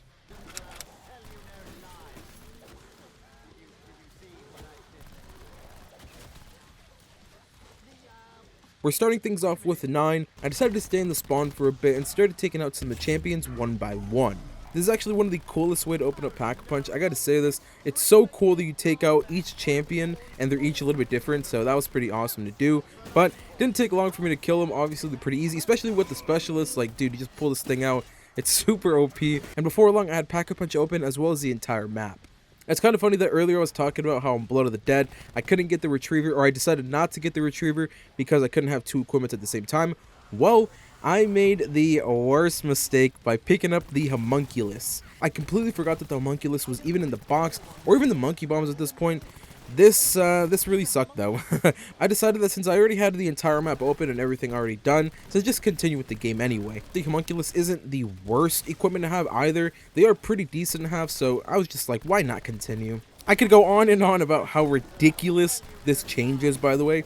Like, how could I have like G-strikes and grenades on Origins, but I can't have it here on this game? Why is that a thing? And by the way, I was hitting the box for the Wonder Weapon just to see if I can maybe get it. For these maps, getting the Wonder Weapon out of the mystery box is usually not the way to go. I always have incredibly bad luck getting Wonder Weapons on Black Ops 4 maps. So, I mean, I just wanted to try just to see if I can maybe get it. Most of the time though, like on Alpha Omega or Tag, I'll just do the side Easter eggs. I'll get the Wonder Weapons that way. So yeah, while I was hitting the mystery box, I started training near this shield bench. This is usually where I like to train because the Spitfire wall buy is super close. If I ever need ammo, I can easily just go right here and buy it. Of course, I did make sure to fully pack-a-punch the Spitfire as well as fast as I could, and I'm not gonna lie, I was going pretty well in here. If I did end up in a pretty bad spot, I could easily just pull out the specialist anyway. I didn't spam my specialist as much this time though. I saved it for when the Blightfathers spawned. These guys are no joke. They are so annoying. Every time I would die because of the Blightfather or the Gladiator. Most of the time, it was because of those stupid Blightfathers. They're so damn strong. If they get a hold of you, you're pretty much dead. There's no way you could do anything. The only thing that would really save you is when you would pull out your specialist because of the extra armor you get when you pull it out.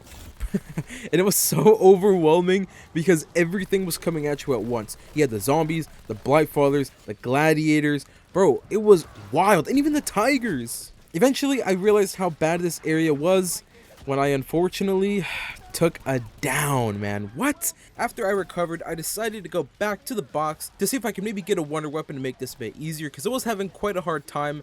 And while I was hitting the mystery box, I actually went down a second time.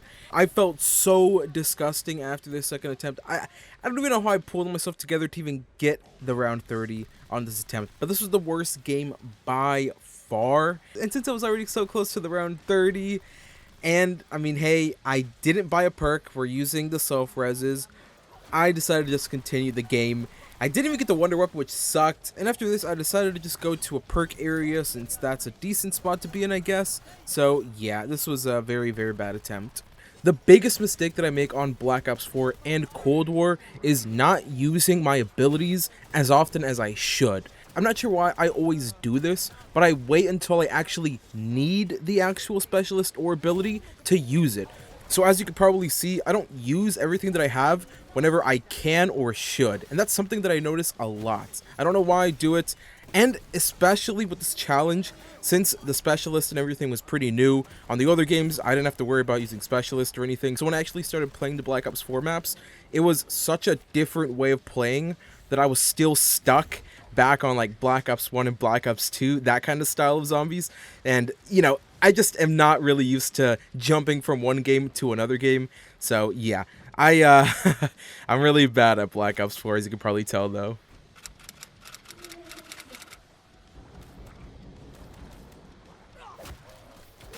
Now that I was done with 9, I was stoked, but my smile quickly turned upside down when I loaded up Voyage. These damn Blightfathers were going nowhere anytime soon. All my life, I've been a Voyage non-enjoyer, and today I vowed to change that. I've played this a bunch of times in the past, I've done the Easter egg a bunch. It's just a map that I just really don't come back to too often, and honestly, I don't really find too many things fun about the map. I always felt like it was boring most of the time, and with this challenge, I decided to embrace the map, and I found a strategy that actually looked pretty fun. And this time I didn't bring in the sword and the like little whip thing. I don't even know what the specialists are called on the Chaos crew, but this time I brought in the Chakras of Vengeance. Since I was going to be camping this time, these are a little bit better, I think. Sadly, I once again forgot about the stupid equipment, and I accidentally picked up the homunculi. By the way, how am I getting these this often? How did I get it back to back like this? I always have a hard time getting monkey bombs or homunculus. Like this time, I'm actually getting it a lot. But good thing I didn't reset, because then I got the Kraken, and that is what I wanted the most. I didn't even bother trying to upgrade it or anything. I just pack-a-punched it for the extra damage and the ammo. So yeah, like I was saying, I did find a strategy that I wanted to try this game, and it seemed like a lot of fun. But the only problem was that most of the time, people had perks. So I was a little bit skeptical to even try this strategy because, you know, if everybody has perks while doing the strategy, then I imagine you kind of need at least a couple of them. So, you know, it was just a little bit weird to try it, but I wanted to try it anyway. And while we're on the topic of strategies and perks and stuff, that's the reason why I didn't try any of the round 30 speedrun strategies when I was going for Blood or 9. Because most of the time, they had perks, and they were relying on the Helian Salvo, and, you know, I just felt like it was going to be hard to try to do those strategies without PhD or just any perks in general. I didn't trust myself with any explosives, but this time I decided, since most people just use the Kraken, it doesn't do any splash damage, why not go for it? So I made my way down to the lower master staircase, and as long as I stayed on the right side of this room here, no zombies would spawn on the left side. So I just had to worry about the zombies spawning in front of me that were coming down this little, like, back area, I guess, and the ones coming down the stairs. Since the Kraken would take forever to reload, this time I didn't try to spam my specialist as much. I would usually save the specialist for whenever I needed to reload, or if I was going to get stuck in a bad spot, I would just pull it out then. Eventually, it did get to a point where I couldn't save the specialist every single time I had to reload. So, in the case I didn't have my specialist, I would go a little bit to the left of the map and sort of hoard up the zombies. This would cause some of the zombies to spawn on all sides now, not just on the right side, so the spawn manipulation was kind of broken. But luckily, it wouldn't take long to reload the Kraken, and I'd just get back to that zombie slaying. Speaking of the specialist, the level 3 ability is so damn good in this spot. If you just stand to the right of the stairs, I think you can kill some of the zombies that spawn on top of the stairs that are coming down, and you can also kill the ones that are on the right. I gotta say, this strat was a lot of fun. I'm kind of liking the Black Ops 4 experience, I'm not gonna lie. I might be playing some more Black Ops 4, boys. I might convert.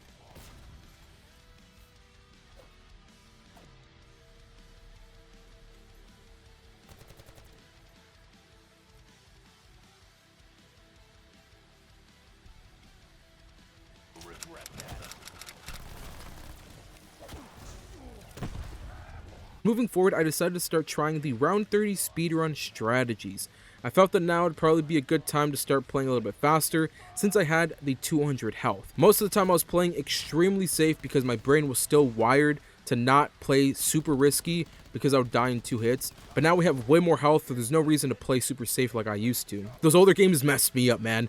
Nah, I'm kidding. So now on Classified, I decided to try the infamous elevator strats. This looked super fun, and it's also meant that I was going to be getting the Helion Salvo. So I made my way down to the box, and unfortunately I didn't get the Helion Salvo, but instead I got the Winner's Howl. Once I had it in my hands, I realized that I could just use this instead of the Helion. It doesn't do any splash damage, and the reload wasn't as slow. Plus I had a little bit extra ammo in the mag, which was perfect. I didn't want to pack a punch super early. I mainly wanted to save that for ammo, so I made sure to get the teleporter pad part already set so that all I had to do was just go to DEFCON 5 so I could teleport to No Man's Land and pack a punch just for the ammo. While I was still in the lower rounds, I thought it would be a good idea to test the strategy so I can get the hang of things, because I hadn't tried this before and I didn't want to screw up once I had the zombies going fast. Thankfully, it was way easier than I thought it was going to be. As long as I made sure to throw Hellfires in the window that's in the elevator, I would not have to worry about those zombies for a good amount of time. I'd just have to worry about the zombies spawning in front of me, which was super easy to deal with. And yeah, before I knew it, I hit round 30 in the fastest time on any map so far on Black Ops 4. And actually, now that I think about it, it might be faster than any map in general, actually. I'll correct that while I'm editing or whatever, but I'm pretty sure this is like the fastest on any map.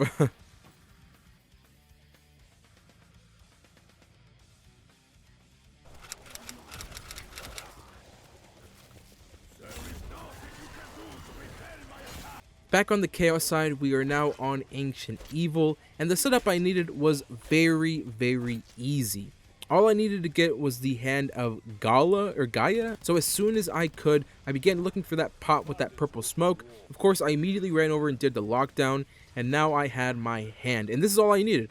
The one thing I did have to make sure not to do, though, was open the door that's in the back of the spawn. You'll see the gameplay and where I'm at here. I'm pretty much in the back. If I keep this door closed that's behind me, I could easily camp here the whole time. All the time that I've played Ancient Evil, I never knew that this area had such fast spawns. I just never really thought about leaving that door closed. Oh yeah, and while I was here too, I decided to start doing some of these challenges. These were very simple to do while I was going through the rounds. Unfortunately, now that we're back with the Chaos crew, those damn Blight Fathers came back as well, and they made my life a living nightmare. It could just be me, but I'm bad at killing these things, bro. Every time they spawn, they always get me. And they were the ones causing my death more than the actual zombies. Either way, once my reward was legendary tier, I went and claimed it. The best reward in this case is the Pack-a-Punch weapon. It does suck that you can also get rewarded with perks, so I had to be careful with that not to accidentally pick it up. One thing I completely forgot about on this map is that you randomly get max emmos for your hand wonder weapon. This was majorly clutch. There was so many times where I was panicking for ammo and thinking of what I could do next, and I would just get granted with that free max ammo. It was so awesome. It was so sick to just get a max ammo out of nowhere, dude. What? Even with the free ammo, I did struggle to end the round sometimes. And in this case, I would just go over to where I built the shield, and I would train in that area, throwing Hellfires, or using my specialist, whatever I could. And most of the time, I would get lucky with getting some kind of drop, whether it was an insta-kill, or a max ammo, even, or a nuke, so I would just pray for one of those. Even if I did get super unlucky and I didn't get any drops, I would be able to just cycle the equipment and the specialist, so that would come in clutch. It's just so OP to even say that I don't even need to use my normal weapon or my wonder weapon. I can just rely on the equipment and the specialist. It's so funny to think about my gameplay on BO4 as well, since every game before Black Ops 4, the bosses were super easy to take care of, but once I got to BO4, everything just flipped. This was pretty much my Nuketown of Black Ops 4 though, as it took me many times to get this run that you're seeing on the screen right now. I think I tried this maybe 10 times, and each time I would get so close to round 30, but I couldn't make it. I'm just proud that I got it though. It took me a good amount of times. Most of the time the Blight Fathers would get the best of me, and it was their fault that I would get so close, yet so far on this stupid map.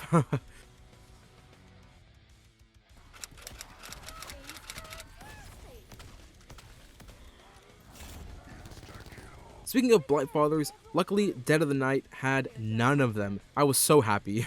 The Hellfires made it super easy to stay in the spawn room, and I got a very nice boost in rounds. I probably could have stayed there longer, but I decided to leave and I got my hands on the Alistair's Folly. As I was running around the map looking for the shield parts, I also needed to find the Fire Gate energy core thing.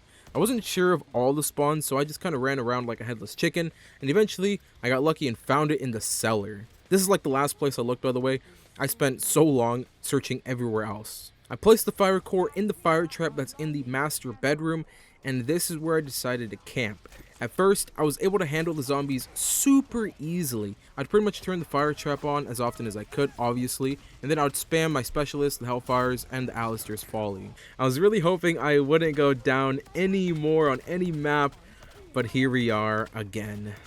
The entirety of round 20, I was getting hit. It was really bad. So at that point, I decided to just play it safe, and for the last rounds, I started training in the main hall. Frankly, I'm surprised I managed to stay in there as long as I did.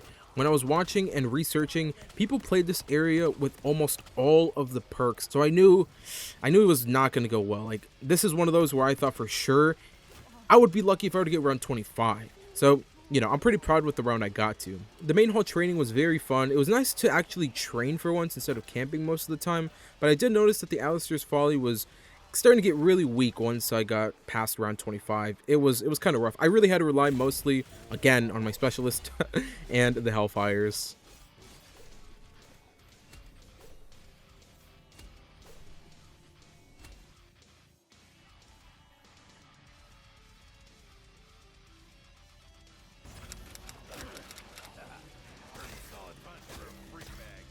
That concludes all the Chaos maps, and I have to say they were way more difficult than I had anticipated. So I was happy to go back to the Aether maps. I think it also had to do with the fact that I couldn't use the Death Machine specialist.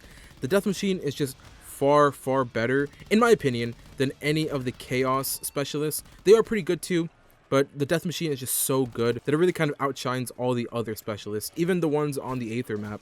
Which is kind of sad because I really like the Katana too, but it's just not that good compared to the Death Machine. I was eager to see what the round 30 strategy would be on Alpha Omega. This might be a surprise to a couple of you guys, but this is actually my most played Black Ops 4 map, and honestly, one of my favorite maps of all time. I've completed this Easter egg so many times, and I can't get enough of it. This map is really fun. As you can see, it showed as well, because I got super lucky and got the Ray Gun Mark II super early. This was more than enough for the strategy I was planning on doing, and interestingly enough, I learned that if you don't turn the generators on at the bottom, if you only flip the lever that's on the top, no zombies spawn behind you when you're in the back of the yellow house. Dude, what is this? This was one of the coolest spots to play in. Usually you're supposed to have the Helion Salvo in this area, and I was planning on using it, but whenever I got the Mark II, I thought this would just be way better. And much safer. I was super excited too because this is one of the only maps where most players that speedrun round 30 don't buy all the perks.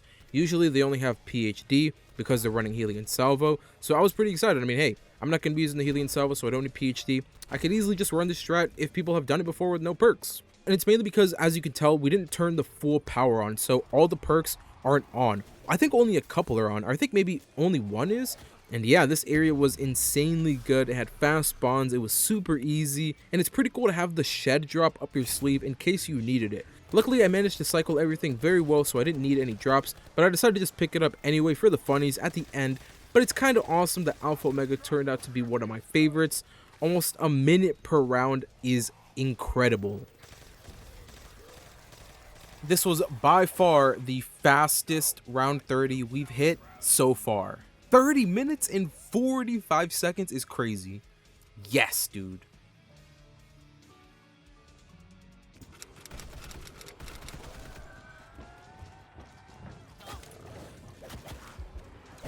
Tagged Your Toe In is the last Black Ops 4 map, so I wanted to go out with a bang.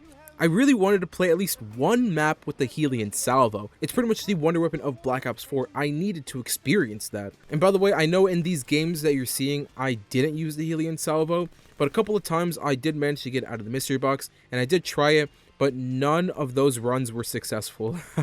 As you can imagine, it didn't go well. Tag has one of the most broken strategies of all time, so I had to try it. I got very lucky at the beginning, and I managed to get the Helion salvo relatively fast. I was hoping to get another weapon as well, just in case to have up my sleeve, and that Thunder Gun was looking mighty fine. It's wild that Tag has so many wonder weapons, yet I never see any of them out of the mystery box. Like, dude, it has the Ray Gun Mark II, the Thunder Gun, the Tundra Gun, and that Wonder Wolf Sniper. That's 5 wonder weapons in total, and I never see them out of the box. Usually, if I want to get a wonder weapon, like I said earlier, I'll do the side Easter egg, specifically for the Thunder Gun. It's definitely worth doing that. It's super good to have.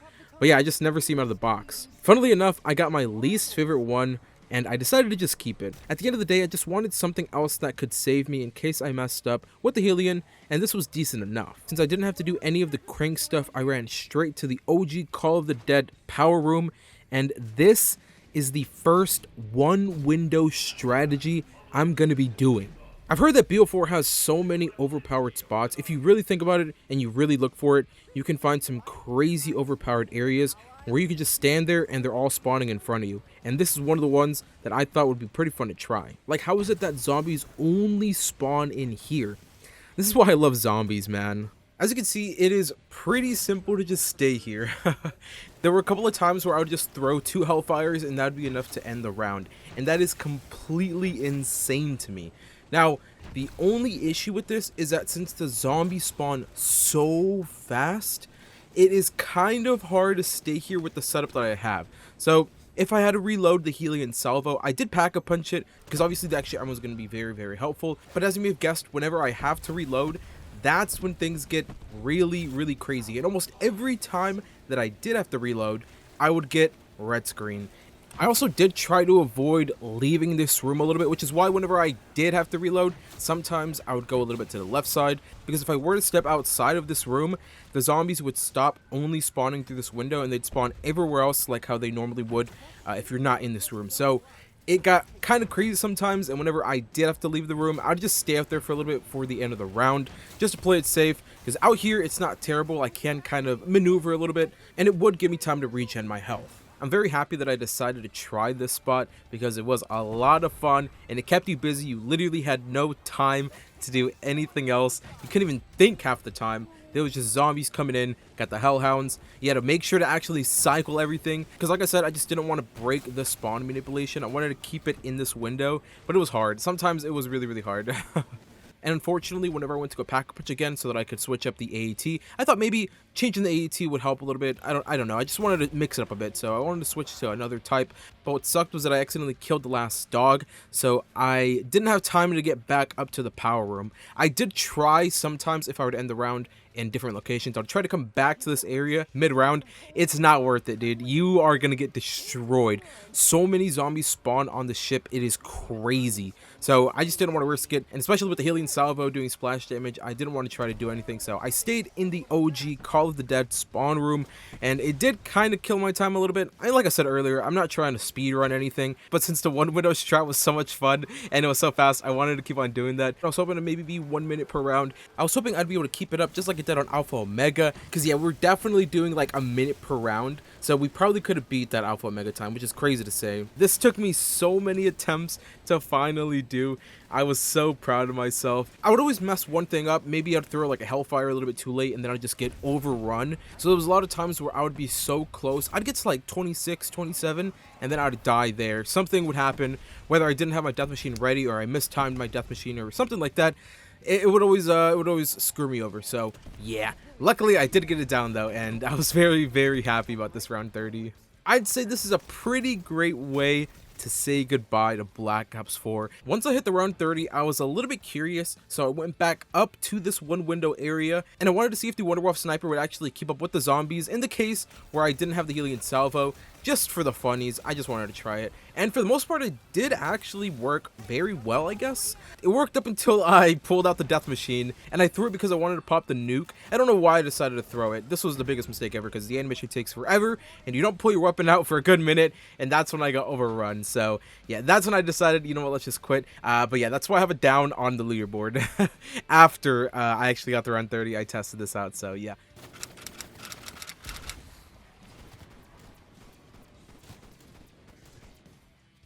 Honestly, for the most part, the Cold War maps weren't super interesting, so we're going to quickly go over them. We did lose access to our specialist from Black Ops 4, but now we have a little ability called Ring of Fire. As we all know, Ring of Fire is by far the best ability to have on this game, and of course, most of the strategies are going to be taking advantage of it. While I was in the spawn room, I decided to activate the Rampage Inducer for a little bit just to get a boost in the rounds. I didn't plan on having this on too long, but after a bit, I ran towards the power room. I did make sure to start upgrading the Gallo as well, and when I could, I tried getting the ray gun out of the box. I knew that I didn't really need the ray gun, but if I were to get it, it would make life so much easier.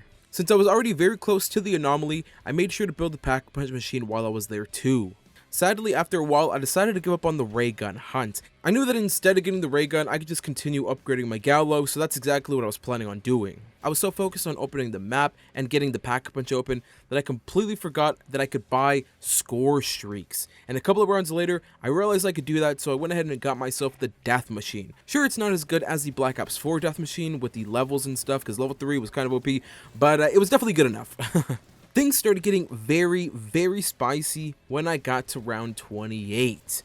I tried my best to hold off against the Horde as much as I could, and as you can see, they got the best of me. There wasn't really another option, so I sadly opened the back door. This does kinda suck, and it makes it a little bit more difficult because the zombies now spawn from behind as well. I only had a couple of rounds to go anyway, so it wasn't that bad.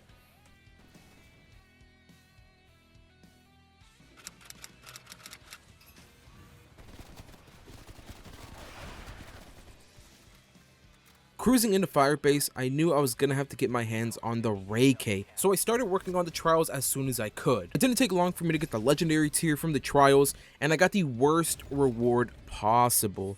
Honestly, I got a little bit of a jump scare here, because you don't really see perks like this too often, and I was closing my eyes, I couldn't even see it. Seeing as I got jibbed, I immediately started working on some more challenges. While I was working on my second set of challenges, I also started powering on all of the reactors. I got very lucky by getting some pretty awesome challenges, and it didn't take long for me to get the second legendary reward, and this time it was the Ray K. And now it was time to get the party started. While I was opening the map, I made sure to keep the weapon lab door closed, as this would allow me to camp in this area without having to worry about any zombies spawning behind me. Everything seemed to be going very well, and sadly, my party ended super early when I had to defend the damn reactors. I completely forgot this was a thing on the map, and actually, while I was doing my research and watching people kind of set up for the round 30 speedrun, I realized that most people wouldn't turn all of the reactors on, and I guess this is why. I just completely forgot about this, like, wave stuff. It sucked, dude. I wasted so much time. It took me forever to finish the round. As you can see, I wasn't really doing anything at this point. I just let the zombies damage the reactor as much as they wanted to. I was hoping that they would destroy it fast enough so that I would just go back to normal rounds. That didn't really go to plan though, as I had to go over there and actually kill some of the zombies to end the round, and they were all spawning on that side, so either way I had to go that way to actually kill the last zombie. It sucked, dude. It was the worst. I definitely now understand why you shouldn't get all the reactors on, but it's a bit of a trade-off because I really wanted Pack-a-Punch, and I knew that Pack-a-Punch would make this a lot easier, so I wanted to do that, but now I know why you don't want to do that. After that small hiccup, I continued, and thankfully we didn't have to defend any other reactors, and yeah, it was pretty simple round 30. This strat's really fun. I didn't know about it before trying it, so yeah, this is pretty cool. And I did also use the death machine. I didn't only use the Ray K in this spot, especially if the Ray K was kind of low on ammo. I would pull out the death machine, kill some of the zombies, pick up them off the ground, which is crazy overpowered, my goodness. In the past games, I was having trouble once I got to like 25-ish, around there, and on this game, you could just pick up ammo on the wonder weapons, which is so awesome, but it's so overpowered. Either way, it was a lot of fun. The death machine would also help a little bit with just killing some of the other zombies and stuff, just kind of killing them faster, so it was really nice. I did kind of alternate through that. Shout out to whoever came up with the strategy. It's freaking awesome. And if I wouldn't have had to go through that wave of the zombies destroying the reactor, I could have gone to round 30 so much faster. I wasted like 6 minutes.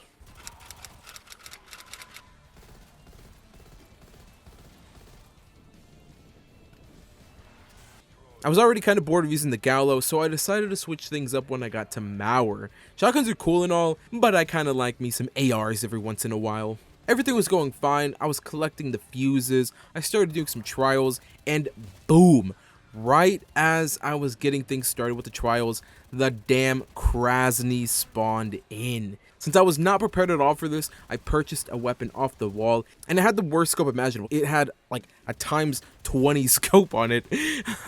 On the freaking stoner, what is this? But it was kind of hard to take him out. He had so much health, and I was just, like I said, I just wasn't prepared for it at all. So with the zombies and the Krasny, that Krasny was alive for a good 10 minutes as I was slowly killing him. Thankfully, I was able to find a different weapon off the wall near the sniper tower thing that's over there. So it's pretty cool. I bought that, and that helped me a lot. But this whole start was a shit show. It was just terrible, man. I even had a hard time killing the disciple that is protecting Pack-a-Punch. That took forever too. It was bad all around. After a bit though, I was back on track to complete some of these challenges. It's crazy that by the time I got the Cerberus, I only needed 10 more rounds. Like, I'm pretty much done at this point. Nonetheless, I was happy to see it. This is probably my favorite wonder weapon in all of Cold War. It's so damn sick. It's actually between this and the Axe on Forsaken. They're both really, really cool and unique. It just shreds everything. Special zombies, normal zombies, they stand no chance against the Cerberus. And because of that, I didn't want to pick up any other forms you could have. Personally, I feel like this original form is by far better than all of the other forms you can pick up. Trust me, I love the idea of a kind of like shape-shifting wonder weapon. I think it's pretty cool. You can kind of just pick up a whole different form. It just sucks that none of them are as good as the original on this one, which does kind of suck because they look cool, but they're not as good. Hopefully in the future, Treyarch expands on this idea though, because they can come up with some really cool wonder weapons.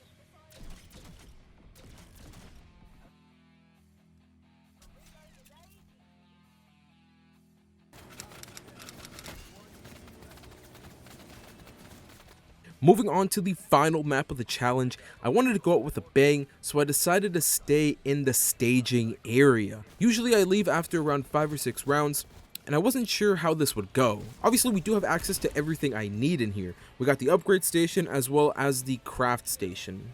It was hilarious to me that in 6 minutes I was able to get round 15. I mean, I know it is incredibly fast in here, and you know, there isn't really a pause in between rounds. The zombies just keep spawning, but just the idea of being able to do that on a map without Rampage Inducer was freaking awesome. It was incredibly stressful though. I will say that. I was red screened 90% of the time at the beginning because my weapon wasn't that strong and I didn't have enough salvage to really upgrade my weapon or even buy death machines or anything, so I was red screened quite a lot, but it was super fun nonetheless. After a while, I started getting the hang of things and it started getting pretty simple. Until the damn abomination spawned right next to me. At this point, I had already killed a couple of abominations. I just didn't expect them to spawn right next to me while I was there. I didn't realize he was there until he hit me, and looking back, I probably should have ran away a little bit just to create some distance and then pull out Death Machine to just kill him from afar. But I tried to cut through him, and unfortunately, that didn't go to plan. I really went down, dude. I went down again. What is this? And actually, a small little rule that I made for myself for Cold War was if I were to go down, I couldn't craft another self-revive. I was able to find one. I didn't even realize it was a self-revive. I just picked it up because it was purple. I just wasn't able to craft any. That was kind of a small rule. I didn't want to say it at the beginning because I wasn't planning on going down. Like, most of the time whenever we play Cold War, it's kind of hard to go down, especially if you have perks and stuff. So that was one little rule I made for myself. But yeah, I didn't craft another self-revive. It would be super OP if I were to craft self-revives whenever I wanted them. After this little debacle, I made sure to play a bit safer, and I also started buying death machines way more often. At this point, I could afford to just go ham on death machines, as many as I wanted, and I could easily get the salvage back, so it made sense to just start cycling them more. I had a blast seeing how fast you can get to round 30 by staying here. Like I said earlier, I don't normally stay here this long, and by the way, I could have definitely activated the Rampage Inducer on all these maps to get to round 30 in like 16 minutes or whatever, but I really suck at Cold War. So I didn't want to activate the Rampage Inducer. I suck with the Rampage Inducer, dude. You got to play a lot to get used to it because those zombies are fast. But that's going to conclude the challenge and video. I really hope you guys did enjoy it. And if you guys want to see me get around 50 on all these maps without any perks, I wanted to start with a lower round. Like, you might be wondering why 30. Well, I feel like that's a nice middle ground since I haven't done a perkless challenge on these maps before. I thought round 30 would be a nice kind of like easy step, a baby step, some might say. They're on 50 on most of these maps, like the older ones, Black Ops 2 or even Black Ops 1. it's hard. It's hard to even get round 50 with perks on some of those maps. So yeah, I thought round 30 would be a nice little round to at least get into the groove of playing without perks. It's really hard to get used to playing like this, especially since my whole zombies career, I guess you could say, has been with perks. So it's just hard to adjust to this sort of playstyle. Or if you guys want to see me get round 30 on the survival maps that I didn't include in this video, I didn't want to include Town, Farm, or Bus Depot since those are technically all in transit. So if you guys want to see me get round 30 on those maps, I think those deserve their own video anyway. So if you guys want to see that, I'll definitely do that. That's enough though. This video is probably already long as hell already. So yeah, hit that like button, boys, if you guys did enjoy. If you want to see some more perkless challenge, and if you guys are new to the channel, subscribe. Comment down below what you guys think of this whole adventure, and let me know down below in the comments if you guys have played these maps without perks and how far you guys got. I'd definitely like to know what round you guys have gotten to perkless, because it's such a hard thing to get used to, like I said earlier. So yeah, that's it, boys. I'll catch you guys later, fellas. Peace out, man. Peace.